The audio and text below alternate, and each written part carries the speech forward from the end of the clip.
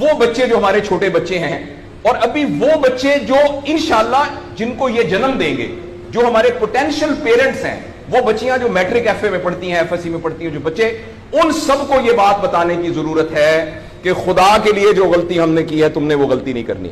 اپنے value system کو ٹھیک کرنا ہے۔ میں نے سر ایک سٹڈی کی، ابھی وہ جاری ہے، تقریباً 1800 بچوں سے میں نے پوچھا تم کس جیسا بننا چاہتے ہو، اور یہ 8 سال سے کم عمر کے بچے کے۔ آپ یقین کریں بچوں نے جو کہا وہ یہ کہا میں میسی کی طرح بننا چاہتا ہوں جو فٹ بالر ہے،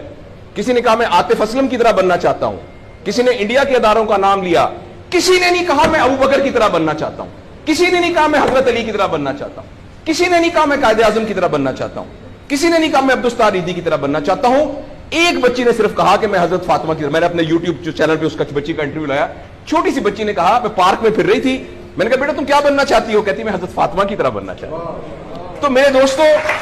ہم نے اپنے بچوں کے رول ماڈل ہی غلط کر دیے ہیں۔ ہم نے اس لیے مجھے اور آپ کو بہت سیریسلی اس بات پر غور کرنا ہے۔ میں آپ سے عرض کروں،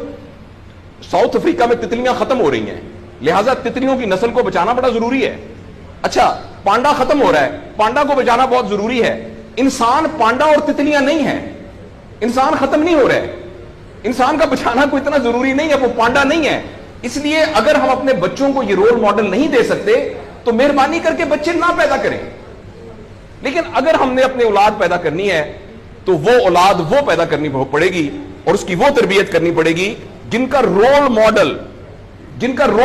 وہ جو حضرت عمر تھے، جو حضرت ابو بکر تھے، جو حضرت علی تھے، جو فاطمہ تھی، جو زینب تھی، جو خدیجہ تھی رضوان رضی اللہ عنہا۔